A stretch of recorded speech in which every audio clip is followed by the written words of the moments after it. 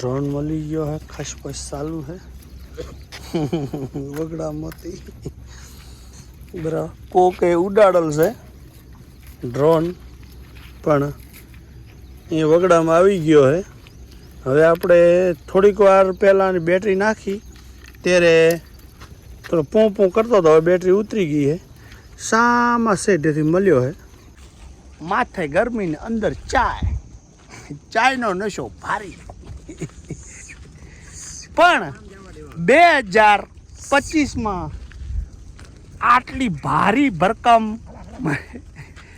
ગરમીમાં પહેલી વખત શાયદ મેં ચાય પીતો છે સામે છે જગદીશ કવિનો માલ 2-3 મહિના થઈ ગયા એમને મળવા માટે કેમ કે હમણાં એમનો વિડીયો શું કામ નથી આવતો હું હાલ્યો ગયો છું દિયોદર રહેવા અને એ રહે છે મીઠી રોહર અહીંયા વગડામાં ગાંધીધામ 230 કિલોમીટર દૂર હાલ્યા ગયા છીએ અમે બરાબર એટલે આજે આખો દિવસ રહેશું મન ભરીને માણશું જો એ આ જગા કાકો દેખાય છે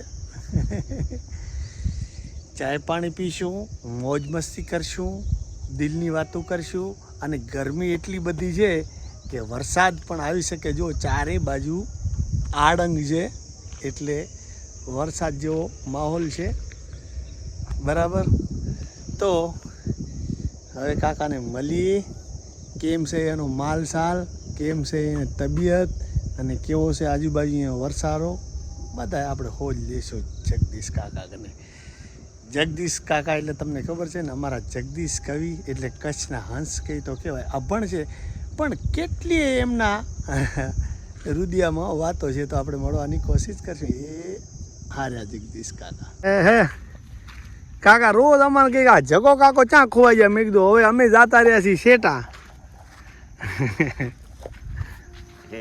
રામ સાત જગા કાકા ની ચકી ક્યાં ચાલુ હોય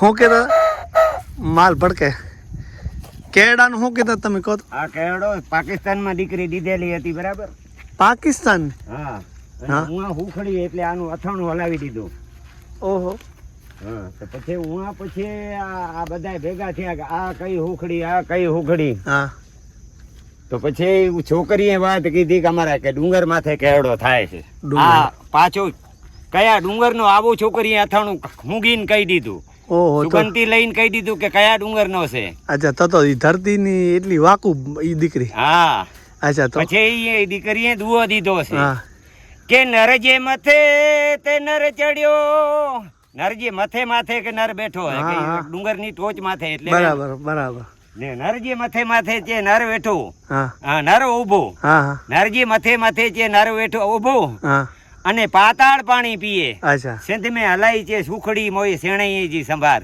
વાહ એટલે મારું સંભારણું હા મારી આ સંભારણી છે શેણઈ એટલે હગા હગા એટલે ઓલા વેવાઈકો એમાં કે આ મારી સંભારણી દીધી છે કે આ કયા એરિયા ની છે ને કયા ડુંગર ની છે વાહ હવે આમાં કેરા આવા મંડશે અત્યારે ફૂલ હવે થોડુંક ટાઈમ પછી અત્યારે ફૂલ આયા છે હજી ફૂલે ફૂટ્યા નથી બરાબર હજી જો એની આ તણખી હવે ફૂટશે તેડી તો એકદમ કેસરીઓ લાડો લાગશે તમને બકરીઓ તો નોખી વરી નહીં ભાગ્યા હા હજી તો આની તણખી ફૂટી નથી આને આ જે હવે આના જે આ બૂ ફૂટે રહ્યા ને એને અમે તણખી કહી આપણી ભાષામાં હા તણખી ફૂટ્યા પાછળ પછી આનો આ રહ્યા ને આની આ બૂ એનો આખો રંગ કેસરીયો થઈ ગયા એકદમ કેસરંગી રંગ હજી આપણા પીળો લાગે પણ આમ એકદમ કેસરંગી રંગ પકડી લેશે હવે એનો આવે રહ્યો ફાલ હવે આવે છે પછી કેરા લાગશે પછી કેરા લાલ બની જાય તેદી એનું નામ ચીકુ હા એનું પણ બધાથી આનું કેરાનું અથાણું જો જબર નજર ને કામ કરે અમુક મોટી ઉંમર ના નજર ઓછી હોય પેલે રાત અંધા માણા હોતા ખબર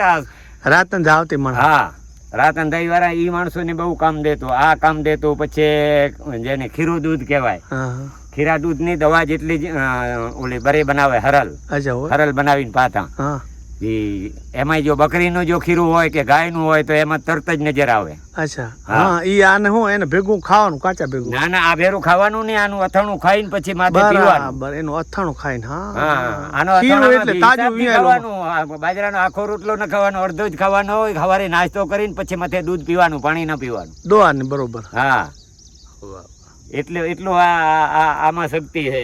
એક વાતની જડીબુટી છે ભાઈ. આ તો જંગલમાં જડીબુટી કઈ પણ આપણને ખબર ન હોય. એ માલ પોર્યો હે અને આજે એટલી બધી ગરમી હે અહીંયા ગાંધીધામમાં. પૂછી કાકા અહીંયા વરસાદ કેવો કેવો હોય ને ક્યાં ક્યાં હે કેવો છે કાકા? આજુબાજુ તો વરસાદ બધે. વરસાદ તો થોડો છે પણ છતાંય વરસાદ ગુણાકારી વરસાદ છે. અત્યારનો સિઝનનો વરસાદ છે ને. જો આ બધું ઘરાડું જે કાંઈ છે એમાં બધામાં જીવન આવ્યો, નવો ઘાસચારો પણ નીકળ્યો છે. નાના માલ માટે તો સારું, બહુ સારું. અને મોટા માલને કેમ છે અત્યારે ગાંધીધામમાં? મોટા માલને માટે સારું છે પણ હવે ઉપર વરસાદ જોઈએ.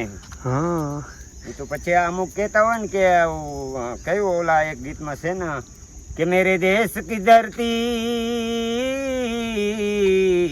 मेरे देश की धरती सोना उगले उगले हीरे मोती, मेरे देश की धरती, मेरे देश की धरती. આ તો આમાં હોનું ચાંદી ને ઈ આ માથે જ કીધું, ખેતીવાડીમાં જે પાકે એના માથે કીધું. સુરન તો અમુક ઠકણે સર્જન થતો હોય છે. ડ્રોન મળી ગયો હે, ખસપસ ચાલુ હે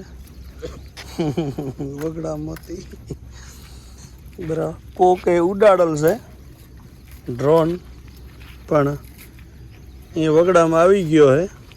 હવે આપણે થોડીક વાર પહેલાં બેટરી નાખી ત્યારે થોડો પોં પોં કરતો હતો, હવે બેટરી ઉતરી ગઈ છે.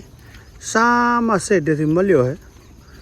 ઘરે જઈને ચાર્જિંગ કરીએ ચાલુ થાય છે કે નહીં. અમે યુટ્યુબમાં જોયું હતું કે ભાઈ આ મોબાઈલ એપથી ચાલુ થાય, ભગવાન જાણે. ચોમાસો પડ્યો છે, પૂં પૂં બોલ્યો 2 વખત, ખબર નહીં હવે શું થાય. હે ભાઈ હે સા પણ પાછા તગડી હવે મારા દીકરા હવે અહીંયા આવીને બેઠા, હું બાવરી બેઠા નહીં આવ્યો. માલ તો એમ જ હોય.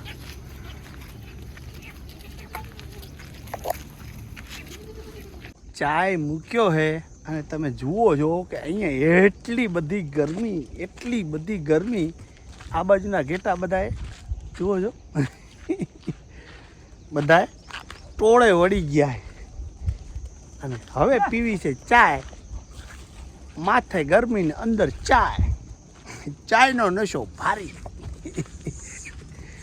પણ 2025માં આટલી ભારી ભરકમ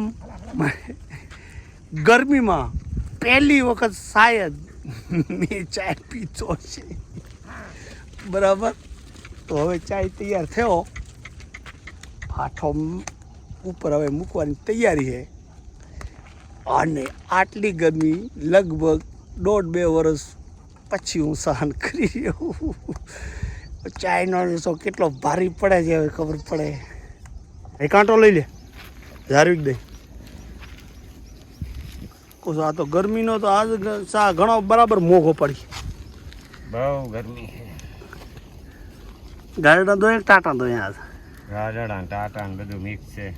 તે હવે બપોરા ક્યાં કરશું? આજે વીઢે છે કે ગરમી ઘણી છે એટલે મોડા ખાશું? ગરમી છે એટલે બપોરા હજી થોડીક વાર લાગશે. યા હે એમ કે તો કાંઈ ન બચે અત્યારે. હા, ગરમીને લીધે બપોરા પતી જાય, ડાકા ફાટી ગયા માલના. હા ના શું ફાટા બોલી છે?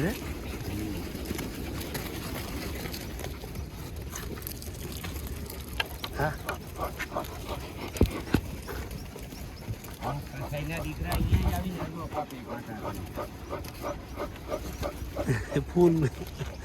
ફૂલ ગરમી. બસ કેમ બસ ખટારો આખો ક્યાં જશે? 4 મહિના પછી જગદીશ કાકાની ચાય પી રહ્યા છીએ અને હવે શાયદ ક્યારે પીશું ભગવાન જાણે. આ તો એક માણસનો મેળાવડો છે કે જેમ આ જીવનમાં ક્યારે મળ્યા ને ક્યારે મળશું કોઈ ખબર નથી. જ્યાં સુધી ભગવાને શ્વાસ આપ્યા છે ત્યાં સુધી. તો હવે અમારે જગદીશ કવિને 230 કિલોમીટર દૂર પડી ગયો છે. ગાંધીધામથી દિયોદર લગભગ 230 કિલોમીટર છે. હું દિયોદર રહેવા હાલ્યો ગયો છું, એટલે છતાં ટાઈમ કાઢી અને કાકાને મળવા આવ્યો. બહુ મજા આવી. અને હજી કાંઈ 2 શબ્દો આપણે ઉતારી, એમના દિલની વાતો સાંભળી અને પછી અહીંયા ચલીશું વિદાય.